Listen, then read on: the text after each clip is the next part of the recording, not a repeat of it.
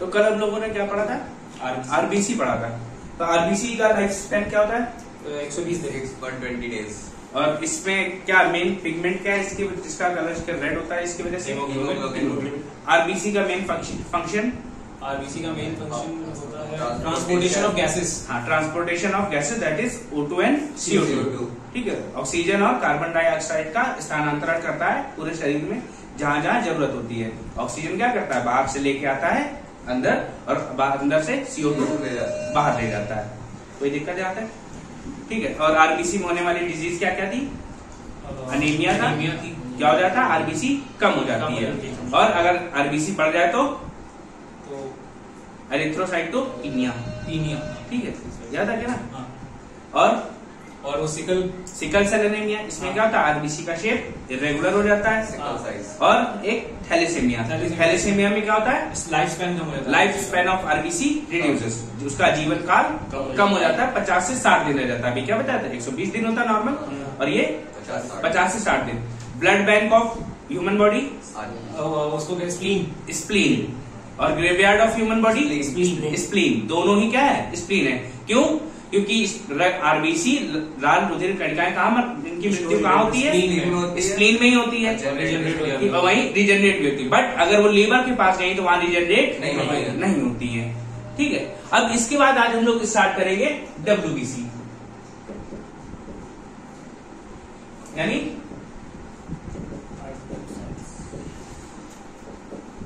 White blood cells है, कार्पस्क्यूल।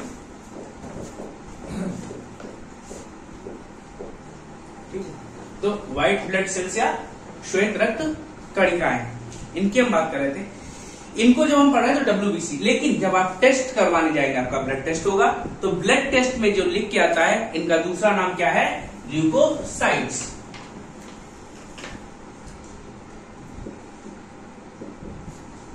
ठीक है, क्या नाम होता है? ल्यूकोसाइट्स। डॉक्टर आपको बोलता है ना PLC करवा लो। PLC में क्या होता है? ल्यूकोसाइट काउंट होता है। ठीक है। अब ये ह्यूमन बॉडी में कितनी होती है? ये एवरेज 8000 टू 10,000 होती है।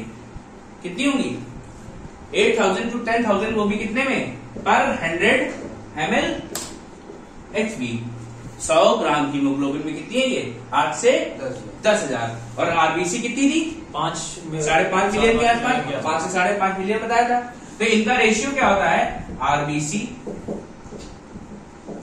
To WBC। जब 600 आरबीसी होगी तब एक WBC होगी। ये रेशियो पूछा जाता है। और अगर इसी में हम प्लेटलेट्स का देख लें तो वो कितना होता है? 40। 100 ml। हाँ, 100 ml की बात कर रहा है। उसी के हिसाब से पूरी बॉडी का लगा। अब ऐसा नहीं कि आपके ब्लड का चेक करना है कि WBC आपकी पता करनी है कि ब्लड में कितनी है, तो आपके पूरे शरीर से पूरा ब्लड निकाल लिया जाए, फिर पूरा चेक करें, ऐसा करेंगे क्या? वही 100 ग्राम निकाल लिया, फिर उसका डेटा ले लिया, और इसी से हम अंदाजा लगा लेते कि इसमें इतना है तो पूरे बॉडी में इतना होगा। पता चले तो अपने शरीर का निकलवा दो, पूरा खत्म कहानी। ठीक है। फिर लाइफ स्पैन ऑफ WBC, इनका जीवन काल 2 से 4 दिन का होता है। ठीक है। और ये बनती कहां होगी? फॉर्मेशन, ब्लड कहां बनता है? कहीं बोन मैरो। तो ये भी बोन मैरो में ही बनती है।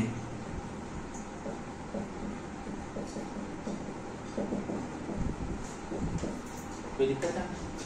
ठीक। लेकिन अगर इनकी मृत्यु की बात करें और रीजनरेशन की बात करें तो कहां होता है? जैसे हमारी आरबीसी कहां जा रही थी? स्प्लीन के पास जा रही थी। ये कहीं नहीं जाती है, ये कहां रहती है? ये ब्लड में ही रहती है। ब्लड में ही डेथ होगी, death and regenerate in blood. इनकी मृत्यु व पुनः निर्माण रक्त में ही होता है।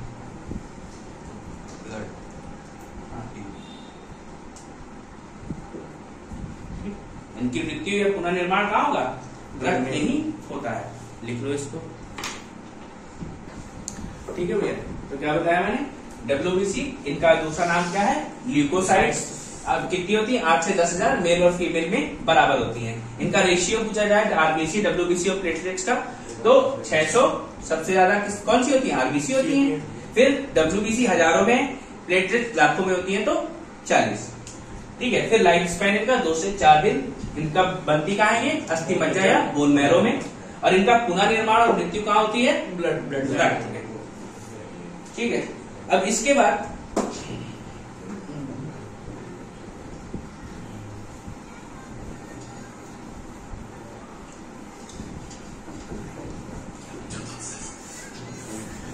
भैया आरबीसी में न्यूक्लियस था? नहीं भैया, नहीं था, लेकिन डब्ल्यूबीसी में न्यूक्लियस होता है। Nucleus is present in WBC, केंद्रक उपस्थित होता है। ठीक है। और क्या है? जो हमारी डब्ल्यूबीसी है वो हमारे सेल ब्लड की सबसे बड़ी सेल है। ठीक है। WBC is largest cell of blood. और ह्यूमन बॉडी की सबसे बड़ी सेल कौन सी है? न्यूरॉन। ठीक है। कोई दिक्कत नहीं आता। अब देखो ये जो डब्ल्यूबीसी है इसका काम क्या होता है? डब्ल्यूबीसी हमारी बॉडी में इम्यूनिटी सिस्टम डेवलप करने का काम करती है, यानी डिफेंस मैकेनिज्म जो बन रहा है हमारी बॉडी में, डिफेंस मैकेनिज्म कौन डेवलप करता है? डब्ल्यूबीसी। कोई दिक्कत? इनका क्या काम है? ये रोग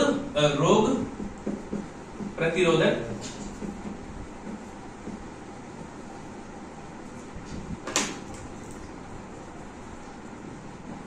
क्षमता प्रदान करती है।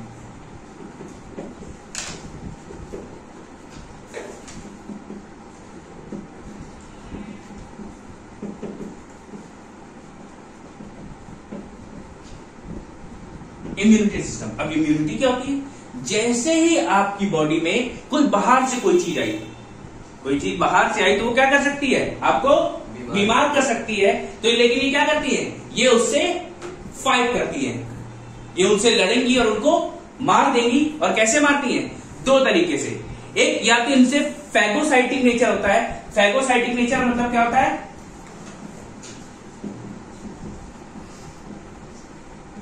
भक्षण करने वाली। भक्षण करना। भक्षण करना क्या है? कभी कभी आपने अमीबा या पैरामीशियम देखा है, सुना है, पढ़ा तो हो गई कि वो खाना कैसे खाते हैं? वो उनके पास जैसे कोई चीज आती है वो क्या करते हैं? पहले ऐसे करेंगे, इनगल्फ करते हैं। पहले उनका शेप ये है और ये वो आउटर बॉडी है। अगले स्टेज में क्या होगा? वो धीरे से ये चीज अपने अंदर एक बढ़िया सा ऐसे शेप बनाती है और ये अंदर हो जाएगी। और तीसरे स्टेज में जब आप देखेंगे तो क्या होगा? ये बॉडी इसके अंदर होगी और इसको घेर के मारते हैं लोग, खा जाएंगे। इसी क्या बोलते हैं? Phagocytic nature. ये क्या किया? इसको एनगल्फ कर लिया, एनगल्फ करके इसको मार दिया। और दूसरा तरीका क्या है जो आजकल आपने बहुत सुना होगा? एंटीबॉडी बनाकर। कोविड के समय में आपने बहुत सुना, क्या किया ये लोग? एंटीबॉडी बनाते हैं। और एंटीबॉडी कौन बनाता है? डब्ल्यूबीसी बनाता है। कोई दिक्कत? तो 2 तरीके से। तो हमारी डब्ल्यूबीसी कैसी होती है? एक फैगोसाइटिक नेचर की होती है और क्या करती है? ये एंटीबॉडी भी बनाती है रोगों से लड़ने के लिए। यहां तक कोई दिक्कत तो है नहीं? कुछ समझ में आया हो तो?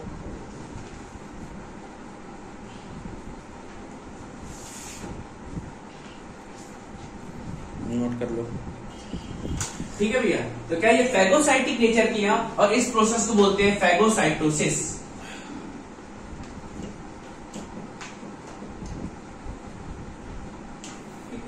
ये जो इन्होंने काम किया इसको क्या बोला जाता है? फैगोसाइटोसिस।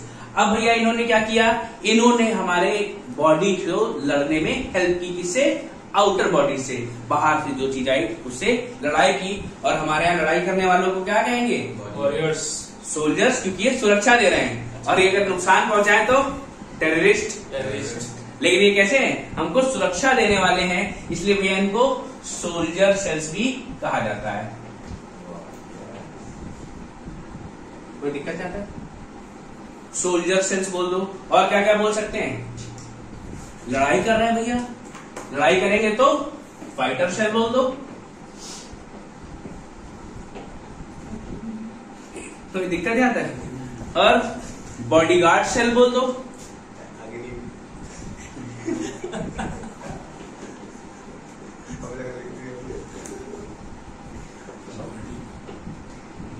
अग्निवीर नहीं बोलना है तुम लोग को। ठीक है, तो क्या क्या इनको बोल सकते हैं? सोल्जर सेल, फाइटर सेल और बॉडीगार्ड सेल। अभी क्या देखा आपने, बहुत सारे काम कर रहे हैं, अलग अलग डिजीज से लड़ाई कर रहे हैं, तो इसके लिए हमारी बॉडी में अलग अलग टाइप के WBC होते हैं। ठीक है, अगर इनको कैटेगराइज किया जाए तो पहले इनको दो कैटेगरी में बांटा जाता है।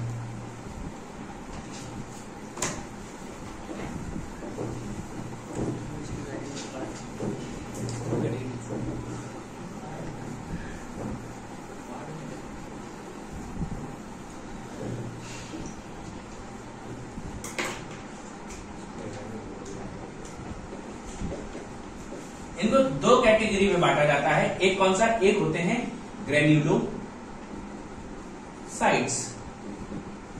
ग्रेन्युलोसाइट्स मतलब कणिका में, और दूसरे होते हैं एक ग्रेन्युलोसाइट्स अकणिका में। कणिका में और अकणिका में का मतलब क्या है? जब भी आपने कोई WBC देखी, सपोज दैट आपने कोई WBC देखी, बीच में क्या है? इनमें न्यूक्लियस, और ये जो सेंटर में पार्ट लिक्विड भरा होता है, इसको हम लोग क्या बोलते हैं? न्यूक्लियस और सेल वॉल के बीच में साइटोप्लाज्म। अब इस साइटोप्लाज्म में अगर आपको छोटे छोटे पार्टिकल्स दिखाई देते हैं, जिनको हम ग्रेन्यूल्स बोलते हैं। ठीक, ग्रेन्यूल्स यानी कण, छोटे छोटे पार्टिकल्स। अगर आपको ग्रेन्यूल्स दिखाई दे रहे हैं तो कैसी हो जाएंगी? कणिका में WBC यानी ग्रेन्युलोसाइट WBC। ठीक है, और अगर इनमें हमको कुछ ना दिखाई दे, सिर्फ न्यूक्लियस दिखाई दे और बीच वाला पार्ट कैसा हो? स्मूथ दिखाई दे, सिर्फ साइटोप्लाज्म भरा होगा, दैट मीन्स ये कैसी है? अग्रेन्युलोसाइट। ये कैसा होगा? अंदर स्ट्रक्चर स्मूथ होगा, इसमें छोटे छोटे पार्टिकल्स नहीं होंगे। कोई दिक्कत यहाँ तक? ठीक है, तो क्या लिख सकते हो? Granules are present. इसमें क्या होगा? ग्रेन्यूल्स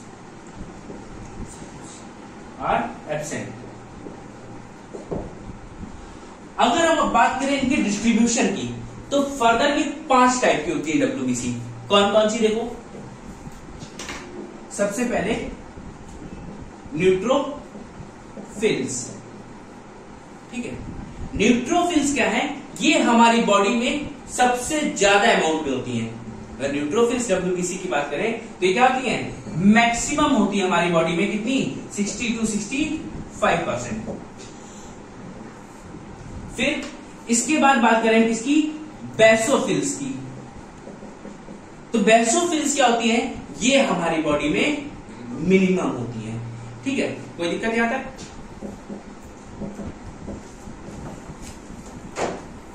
और इसी में एक और है इसाइनोफिल्स। इसाइनोफिल्स ये कैसी हो गई? न्यूट्रोफिल्स, बेसोफिल्स और इसाइनोफिल ये होती है ग्रेन्युलोसाइट्स। कोई दिक्कत है यहाँ? ठीक है, फिर जब हम इधर बात करते हैं अग्रेन्युलोसाइट, तो इनमें दो आती हैं। एक आती है मोनोसाइट, एक आती है लिम्फोसाइट। तो जो मोनोसाइट होती है ये सबसे बड़ी WBC है। ठीक है भैया, तो सबसे बड़ी WBC कौन सी है? मोनोसाइट। और जो लिम्फोसाइट है ये सबसे छोटी WBC है। ये क्या है? Smallest WBC। कोई दिक्कत नहीं? तो क्या बताया मैंने? WBC दो टाइप में कैटेगराइज किया गया है। एक कणिका में, जिनमें छोटे छोटे पार्टिकल्स यानी ग्रेन्यूल्स होते हैं। एक में ग्रेन्यूल्स एब्सेंट होते हैं, नहीं होते हैं। तो जिनमें होते हैं उनको क्या कहा गया? ग्रेन्युलोसाइट कणिका में, और जिनमें नहीं होते उनको अग्रेन्युलोसाइट। फिर इनको फर्दर डिवाइड किया गया अलग अलग नाम से न्यूट्रोफिल्स, बेसोफिल और इसाइनोफिल्स ये क्या है? ये ग्रेन्युलोसाइट्स हैं, इनमें ग्रेन्यूल्स प्रेजेंट होते हैं। न्यूट्रोफिल्स का अमाउंट सबसे ज्यादा होता है, बेसोफिल का अमाउंट सबसे कम होता है। फिर वही बात करें हम अग्रेन्युलोसाइट में, तो इसमें आती है मोनोसाइट और लिम्फोसाइट। मोनोसाइट क्या है? ये सबसे बड़ी WBC है, लार्जेस्ट WBC कौन सी है? मोनोसाइट। और लिम्फोसाइट कैसी है? स्मॉलेस्ट WBC है। ठीक है, लिखो इनको, फिर इनका फंक्शन बताते हैं। ठीक है भैया, तो आपने ये देख लिया अभी कितनी कितनी होती है। सबसे ज्यादा न्यूट्रोफिल्स होती है 60 से 65%, और फिर सबसे कम, आवाज क्यों कर रहे हो, सबसे कम बेसोफिल्स होती है कितनी? 0.1% से 0.5% तक। ठीक है, अब इनके फंक्शंस हमको पढ़ने हैं, किसका क्या काम होता है।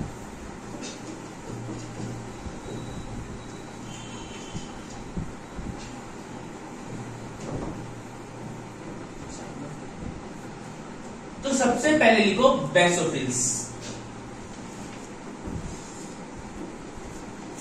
देखो भैया, ये देखने में तो सबसे कम है इसका अमाउंट, लेकिन सबसे कलाकार यही है, सबसे काम की चीज यही है, यही सबसे ज्यादा आपका काम करेगा। तो सबसे पहला काम क्या है? अब आपकी बॉडी में ब्लड का सर्कुलेशन हो रहा है, सर्कुलेशन हो रहा है ना ब्लड का, और ब्लड के सर्कुलेशन में अंदर क्लॉटिंग ना जमे। भाई बहते हुए अगर रक्त क्या हो, आपकी आर्टरीज में जम जाए तो क्या हो जाएगा? आपका सर्कुलेशन ब्लड का रुक जाएगा और हार्ट की पंपिंग पे इफेक्ट करेगा और आपकी मृत्यु को प्राप्त हो जाएगी आप। तो इससे बचने के लिए क्या है, ये जो हमारी बेसोफिल है ये एंटी कोएगुलेटिंग फैक्टर रिलीज करती है। वो क्या है? एक प्रोटीन है जिसका नाम है हिपेरिन। हिपेरिन प्रोटीन क्या है? ये नॉन कोएगुलेटिंग है,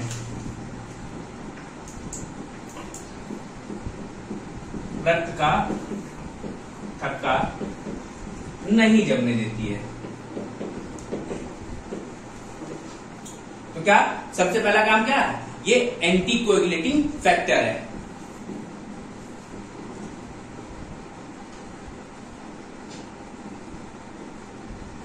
मतलब क्या होगा? आपको चोट, अंदर रक्त बहता रहेगा, कभी रुकेगा नहीं। लेकिन अगर किसी में ये हिपेरिन बनना बंद हो जाए तो क्या होगा? क्लॉटिंग अंदर होने लगेगी। तो ऐसे केस में क्या होता है? ऐसे केस में हम इसको बाहर से आर्टिफिशियल हिपेरिन देते हैं, जिसको हम लोग बोलते हैं हिरुडीन। हाँ,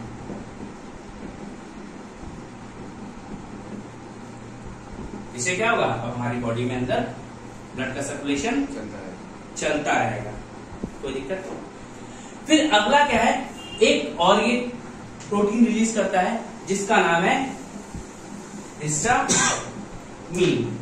ये क्या है? ये आपका एलर्जी से आपको दिखाता है कि आपको एलर्जी हो गई है। सपोज दैट आपने क्या किया, अचानक से धूल में जा रहे थे और डस्ट पार्टिकल आपके अंदर गए, तो आप क्या रिस्पॉन्स करते हैं? बहुत तेज छींकने लगेंगे या खांसने लगेंगे। ठीक है, या कभी कभी कुछ ऐसी चीजें खा लेते हैं जो आपको क्या करती हैं? नुकसान करती है, जो आपकी बॉडी के लिए फिट नहीं है। और जब ऐसा कुछ हमारे बॉडी के अंदर जाता है तो बेसोफिल्स को पता चलता है कि भैया इन्होंने कुछ गलत खा लिया, ये बीमार कर देंगे, अब ये बीमार होने वाले हैं। और जैसे ही ऐसा होता है तो क्या करते हैं? हिस्टामीन प्रोटीन रिलीज करते हैं, और ये हिस्टामीन क्या करता है? आपकी बॉडी में एलर्जी को रिप्रेजेंट करता है। आपको छींकें आने लगेगी, खांसी आने लगेगी, आपकी स्किन में रेडनेस आने लगेगी। जो भी एलर्जी वाले सिम्टम्स दिखाई देते हैं, किसकी वजह से दिखाई देते हैं? हिस्टामीन की वजह से। और वो कौन रिलीज कर रहा है? बेसोफिल। कोई दिक्कत यहाँ पे? ठीक है,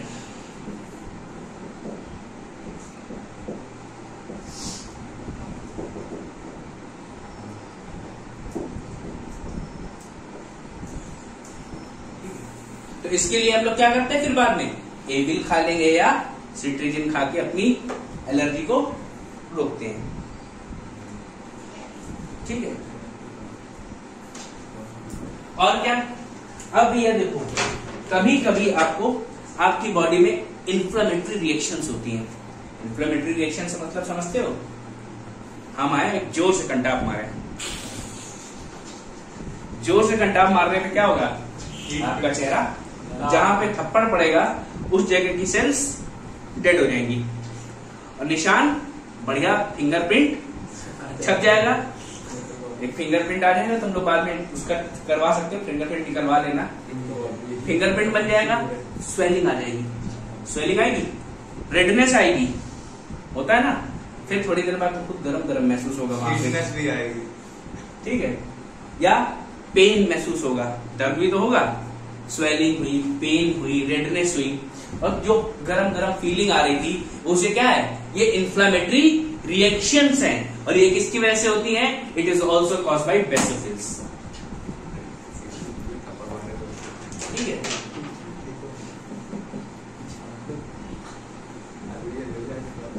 inflammatory reactions are also caused by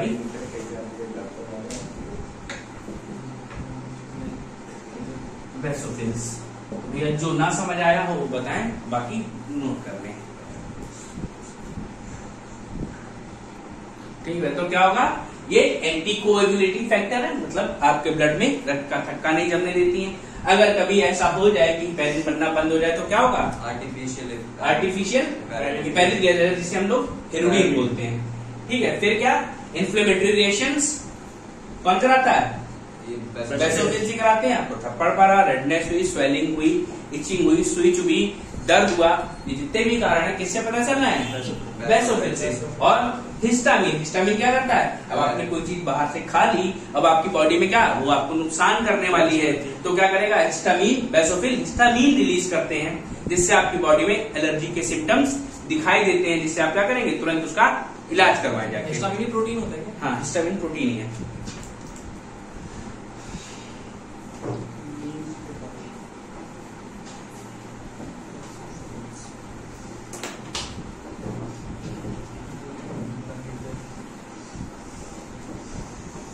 अब देखो अगला है इसाइनोफिल्स।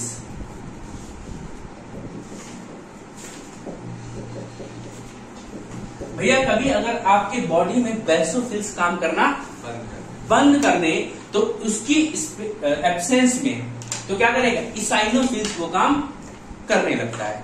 तो क्या करेगा, ये आपकी बॉडी में पेरिन बनाएगा, हिस्टामिन बनाएगा, ठीक है, एंटी इन्फ्लेमेटरी रिएक्शंस कराएगा। कौन कराएगा, इसाइनोफिल्स कराएगा, लेकिन तब कराएगा जब बेसोफिल्स काम करना बंद करेगा, ना कर रहा है। ठीक है,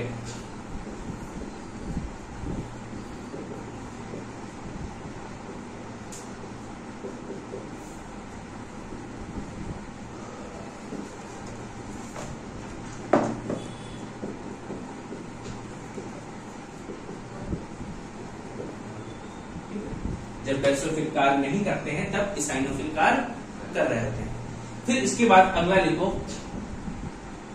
न्यूट्रोफिल एंड मोनोसाइट, इनको साथ में लिखा जाएगा। ठीक है, न्यूट्रोफिल और मोनोसाइट ये क्या है, ये दोनों फैगोसाइटिक नेचर की हैं। तो फैगोसाइटिक नेचर क्या है, भक्षण करने वाली है। अगर कोई भी चीज बाहर से आएगी तो क्या करेंगी, ये घेर के मारेंगे, उसको इनगल्फ कर लेंगी और उसको खत्म कर देंगी।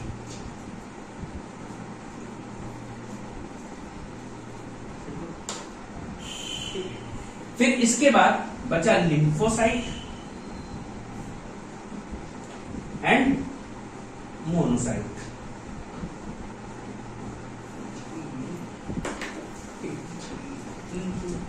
लिम्फोसाइट और मोनोसाइट दोनों साथ में,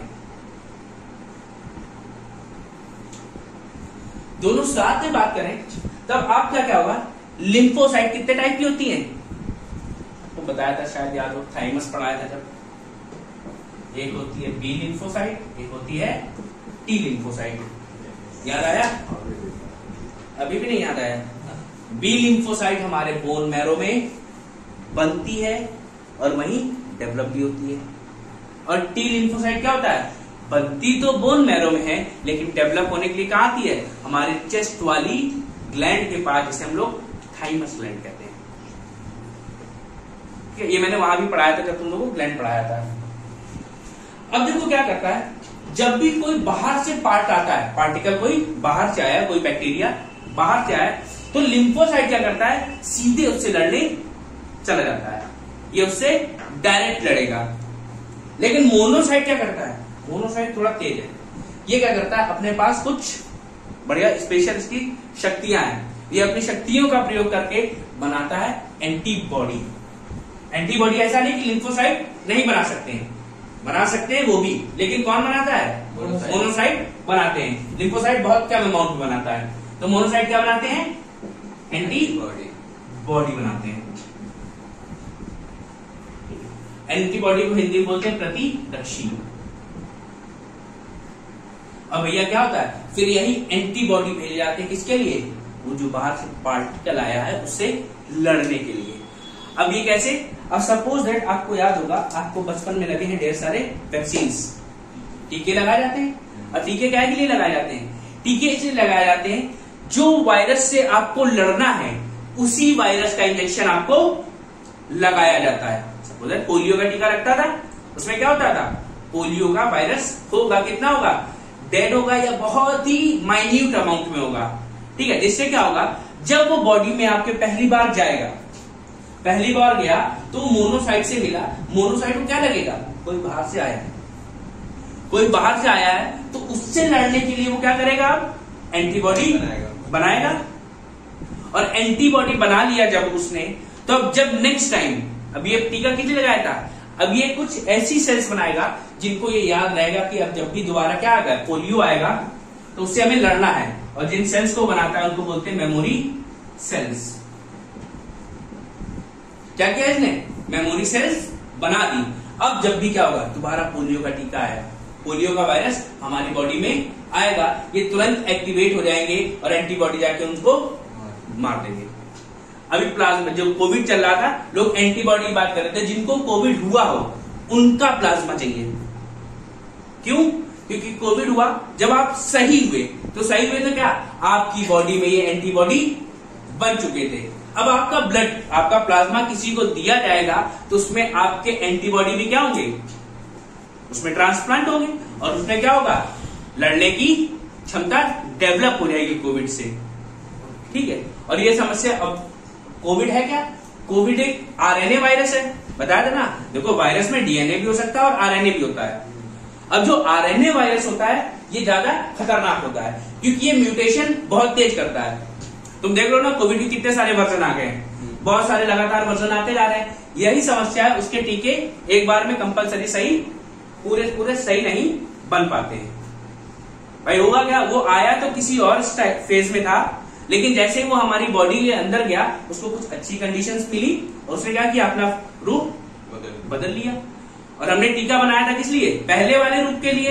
अब वो क्या हुआ, उसका रूप बदल गया तो उसमें कम इफेक्टिव हो जाता है, इसलिए उसका टीका बनाने में समस्या होती है। कोई दिक्कत क्या आता, इसको नोट कर लो, ठीक है भैया। तो क्या बताया था मैंने, देखो इसाइनोफिल्स, जब बेसोफिल्स अच्छे से काम ना कर पा रही हो तो उनकी जगह कौन काम करेगा, इसाइनोफिल्स। इसके बाद हमने बात की न्यूट्रोफिल्स और मोनोसाइट्स की। तो ये कैसी है, साइटोसाइटिक इन नेचर, कोई भी बॉडी आएगी उसको ये घेर के मार देंगी, इनगल्फ करके मार देंगी अंग्रेजी में। और क्या था, लिम्फोसाइट और मोनोसाइट की बात करें तो ये क्या करती है, लिम्फोसाइट जो है ये थोड़ा तेज है, ये क्या करती है, डायरेक्ट लड़ाई करती है, जाके सीधे जाके कोई भी बाहर से चीज आए उससे सीधे लड़ जाएंगी और ये हमारी बॉडी को इम्यून सिस्टम देती है। वही मोनोसाइट क्या करती है, मोनोसाइट का लड़ने का अपना अलग तरीका है। ये क्या करती है, एंटीबॉडी बनाती है। जब भी कोई चीज आपकी बॉडी में आएगा तो क्या करेंगी, ये एंटीबॉडी बना के उसके पास भेजती है, जाओ लड़ाई करो। और इन्हीं मोनोसाइट की हेल्प से क्या किया जाता है, हमें टीके लगाए जाते हैं जिससे हमारी बॉडी में क्या हो जाते हैं, मेमोरी सेल्स बन जाती हैं। अब भैया पहली बार किसी चीज को तुमने देखा, किसी को क्या, जब तुमने पहली बार आपको देखा क्या तुम मेरा नाम जानते थे, नहीं जानते थे आप लोग, कोई मेरा नाम, लेकिन जैसे ही तुम मुझे दोबारा देखोगे अब कहीं भी, तो क्या होगा, तुरंत बता दो हाँ इनको हम जानते हैं।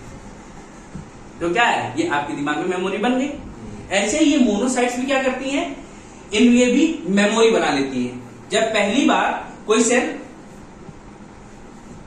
कोई बैक्टीरिया बाहर से आया, उसको देखा तो इन्होंने क्या किया, एंटीबॉडी बना दिए। अब दोबारा वही वायरस जैसे ही आएगा तो इन्होंने अपने याद कर लिया कि अब दिख गए, अरे हम तो पहचानते हैं इनको, ऐसा करो ये वाली एंटीबॉडी भेज दो, इनको मार दो, कोई दिक्कत। तो ये आपके हो गए क्या, सारे न्यूट्रोफिल्स हो गए, बेसोफिल्स हो गए, इसाइनोफिल्स हो गए, मोनोसाइट्स हो गए और लिम्फोसाइट्स हो गए। अब बात करते हैं डब्ल्यूबीसी की बीमारी की, ठीक है।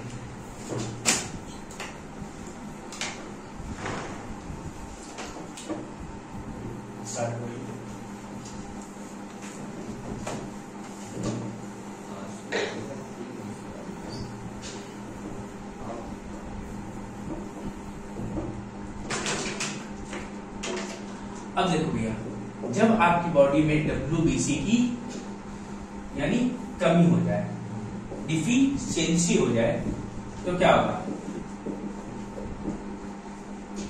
तो आपको एक डिजीज होगी जिसको बोलते हैं ल्यूकोपीनिया। ल्यूकोपीनिया, इसमें क्या होता है, आपकी डब्ल्यूबीसी क्या हो गई है, वरना कम हो गई। तो इस केस में होगा आपका इम्यून सिस्टम वीक हो जाएगा।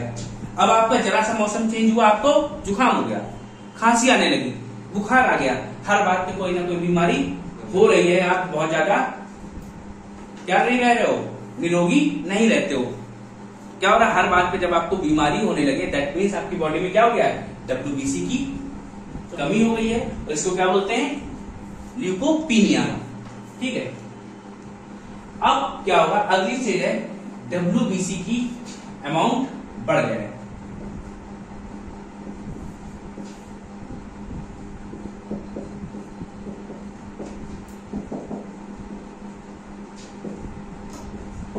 डब्ल्यूबीसी में जब आपकी अमाउंट बढ़ जाती है तो आपको जो डिजीज होगी उसको बोलते हैं ल्यूकेमिया।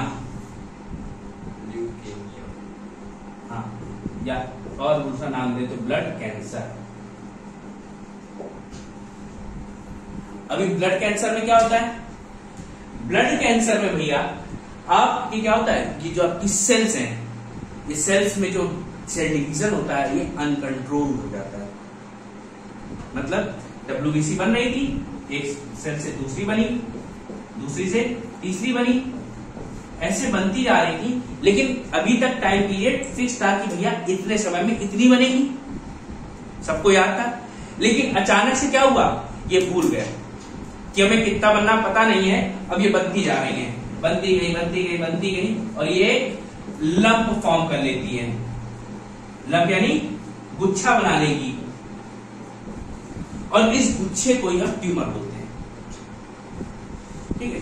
इनिशियल स्टेज में क्या होता है, कैंसर ट्यूमर होता है, फिर यही ट्यूमर हमारे नेक्स्ट स्टेज में क्या हो जाएगा, कैंसर बन जाता है। अब देखो, जब ये लग के थक्के जम गए, अब आपको क्या है, ब्लड कैंसर है, दैट मीन्स ये थक्के कहां होंगे, आपके ब्लड में है, और ये ब्लड आपका पूरी बॉडी में सर्कुलेट होता है, ये कहीं भी जा सकता है, ठीक है। अभी किसका हाल नहीं सही हुआ था, एक क्रिकेटर था, युवराज सिंह को ब्लड कैंसर ही था, तो उनको क्या हुआ था, उनकी बॉडी में व्हाइट डब्ल्यूबीसी का सेल डिवीजन अनकंट्रोल हो गया था, मतलब अनियंत्रित कोशिका विभाजन होने लगा था, जिससे क्या हुआ, डब्ल्यूबीसी बहुत ज्यादा अमाउंट में बनने लगी। जब डब्ल्यूबीसी बहुत ज्यादा अमाउंट में बनने लगी तो उन्होंने क्या कर लिया, एक लंप बना लिया। अब वो बीमारी से लड़ने के बदले आपस में ही लड़ने लगी,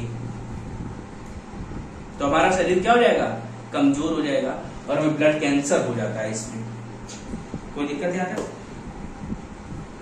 ठीक है, लिख लो इसको।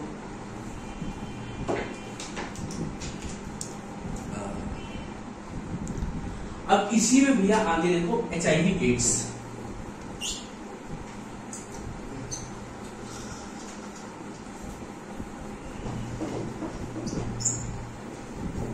तो HIV एड्स सबसे पहले देखा गया था यूएसए में, अपने यहाँ इंडिया में 1986 के आसपास इंडिया में आया है। अच्छा ध्यान रखना, एक क्वेश्चन है, नोट कर लो इसको, कैपिटल ऑफ HIV एड्स किसको कहते हैं, ढूंढ के लाना कल।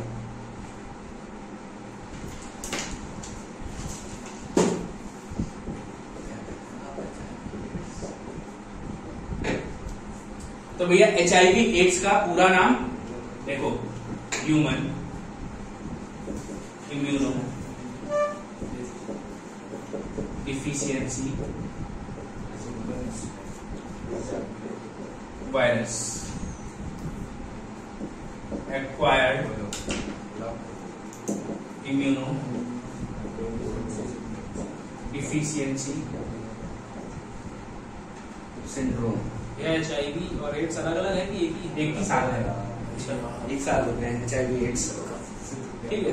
तो इसका पूरा नाम क्या है, human immuno deficiency virus acquired immuno deficiency syndrome. अब देखो इसका नाम देखो क्या लिखा है, मनुष्य में इम्यूनिटी की कमी किसकी वजह से आई, वायरस की वजह से। इम्यूनिटी कमी हो रही ना वायरस की वजह से, और उससे एक्वायर्ड का मतलब प्राप्त किया, जो आपने प्राप्त किया है वो क्या, आपकी इम्यून सिस्टम में डिफिशियंसी आई, आपने क्या किया, इससे क्या, इस वायरस से जो आपने प्राप्त किया वो क्या है, आपके इम्यून सिस्टम में डिफिशियंसी आई, और उससे होने वाले सिंड्रोम। और सिंड्रोम क्या होता है, syndrome is a cluster of disease. भाई आपको बुखार आया तो हम आपको बुखार की दवाई दे देंगे, जुखाम हुआ तो जुखाम की दवाई दे देंगे, पेट दर्द हुआ तो पेट की दवाई दे देंगे। अब भैया क्या हुआ, ये सारी बीमारी एक ही आदमी में हो गई, सारी चीज एक साथ। हाँ, सारी चीजें एक साथ होने लगी तो समस्या क्या हो गई, ये बन गया एक गुच्छा। और इस क्लस्टर ऑफ डिजीज को क्या कहा जाता है, सिंड्रोम।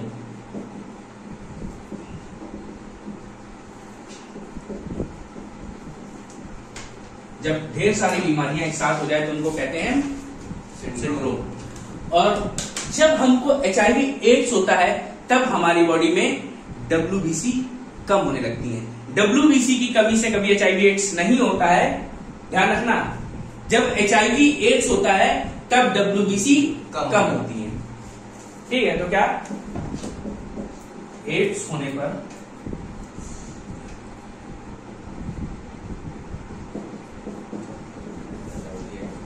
WBC कमी होने लगती है, ठीक है। क्यों, ये वायरस WBC को खा लेता है। WBC को खाने लगेगा तो क्या होगा, आपके शरीर में WBC कम हो जाएगा, जब तो आपकी इम्यूनिटी सिस्टम भी कमजोर हो जाएगी। अब आपको क्या होगा, बहुत सारी बीमारियां होने लगेंगी। और इसके सिम्टम्स में क्या आता है भैया, एब्डोमिनल पेन,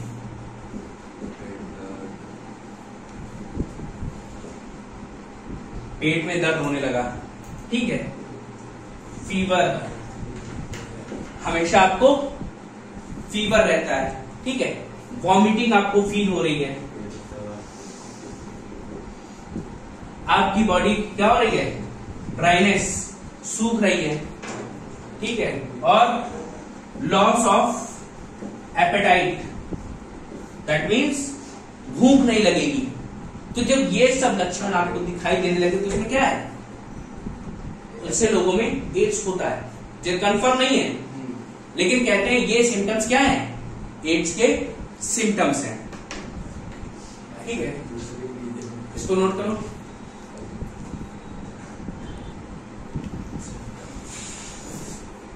ठीक है भैया। तो क्या, जब हमें एड्स हो जाएगा तो हमारी WBC कम हो जाएगी। और ऐसे स्टेज में क्या होता है, ऐसे स्टेज में हम किसी भी बीमारी से लड़ने की क्षमता खो देते हैं, और फिर हमारे शरीर में ढेर सारी बीमारियां एक साथ होने लगती हैं। अब देखो होता कैसे है ये, कॉजेस यानी कारण। पहला क्या है, मदर टू चाइल्ड। अब भैया क्या होता है, माँ, बच्चा जो है अपने माँ की गर्भ में एक कॉर्ड से जुड़ा, जिसे बोलते हैं एम्ब्रिकल कॉर्ड या प्लेसेंटा।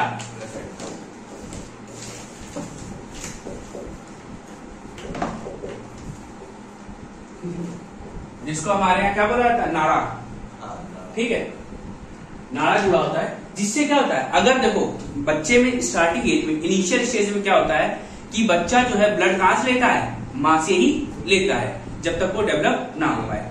जब वो डेवलप हो जाता है तो उसका लीवर ब्लड बनाने लगता है। अगर इनिशियल स्टेज में ही सपोज दैट जब मां प्रेग्नेंट हुई और मां को एड्स नहीं था और बाद के स्टेज में उसको हो गया, और जब उस स्टेज में भी अगर बच्चा पूरा डेवलप नहीं है, उसमें ब्लड बनाने की कैपेसिटी अभी डेवलप नहीं हुई है, वो ब्लड कहां से ले रहा होगा, अपनी मां से ले रहा था, तो उसमें क्या हो सकता है, HIV एड्स के सिम्टम्स आ सकते हैं। और अगर उसमें ब्लड डेवलप करने की कैपेसिटी आ गई होगी उस बच्चे में, तो हो सकता है कि ना भी आए। कोई दिक्कत? यहां तक। फिर इन्फेक्टेड सिरिंज या नेगेटिव लिख सकते हो, ठीक है।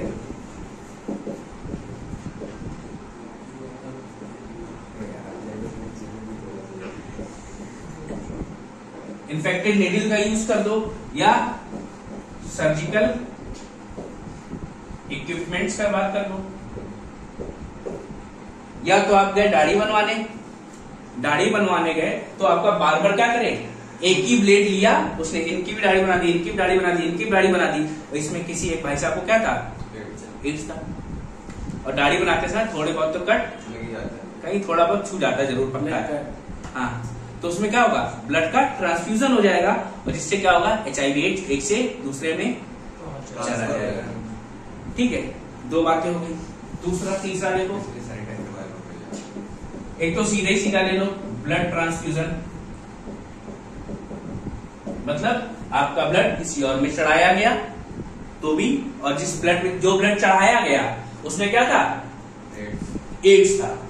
तो जिन ब्लड में एड्स होगा तो क्या होगा, जब दूसरे चढ़ाएगा तो उसको भी एड्स हो जाएगा। कोई दिक्कत है? चौथा है सेक्सुअल इंटरकोर्स, ठीक है। तो क्या है, ये सेक्सुअली ट्रांसमिटेड डिजीज भी है। जब लोग सेक्स कर रहे हो तब भी ये कभी कभी एक बॉडी से दूसरे में चला जाता है। तो ऐसा कहते हैं, जब भी ऐसे लोग हो, ऐसे लोग सेक्स करते समय प्रिकॉशंस का यूज करना चाहिए, ठीक है। तो ये क्या है, एड्स एक सेक्सुअली ट्रांसमिटेड डिजीज भी है, ठीक है, इसको नोट कर लो, ठीक है। तो भैया ध्यान रखिए कैसे होगा, मदर टू चाइल्ड, जब उसमें ब्लड ट्रांसफ्यूजन की स्टेज हो, इन्फेक्टेड नीडल या सर्जिकल इक्विपमेंट, कोई भी चीज जिससे आपका ब्लड एक दूसरे से, एक बॉडी से दूसरी बॉडी में चला जाए। फिर ब्लड ट्रांसफ्यूजन, सीधे सीधे बताया, जब ब्लड कांटेक्ट हो ही गया, अब तो आप ब्लड ही सीधे लगा रहे हो तो भी हो सकता है। फिर सेक्सुअल इंटरकोर्स के टाइम भी हो सकता है। और सबसे ज्यादा इंडिया में इन्फेक्टेड नीडल और ब्लड, ये सेक्सुअल इंटरकोर्स वाले इंडिया में सबसे ज्यादा केसेस पाए जाते हैं। ध्यान रहे भैया, कभी भी HIV एड्स ना किसी के साथ बैठने खाने से नहीं फैलता है, बिल्कुल एकदम आप उसके साथ आराम से बैठिए, साथ में खाइए, कोई दिक्कत नहीं होगी। अब डिजीज है तो हो गई है, ठीक है। और क्या भैया, अब इसके लिए टेस्ट कौन सा कराया जाता है, इसके लिए कराया जाता है टेस्ट जिसका नाम है एलिजा।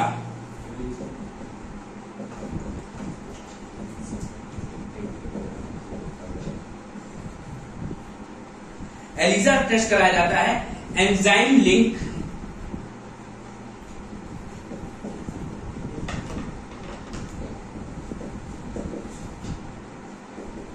इम्यूनो सॉर्बेंट ऐसे। तो भैया इसका एक दो बार फुल फॉर्म भी पूछा जा चुका है, एलिजा का फुल फॉर्म क्या है, या एलिजा टेस्ट किस लिए किया जाता है।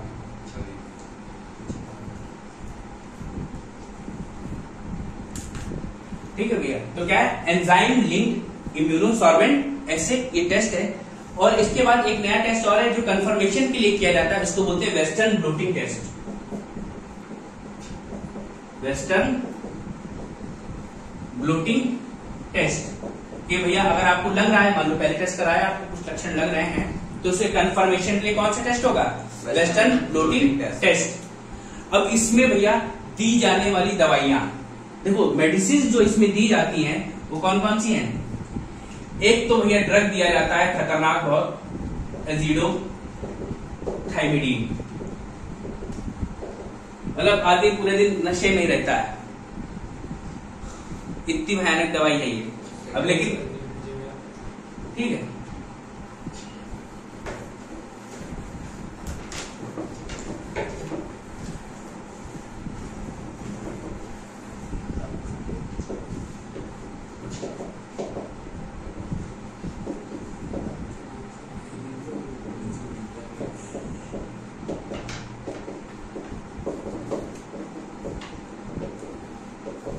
कौन सा ड्रग दिया जाता है? एजिडोथाइमिडीन ड्रग दिया जाता है।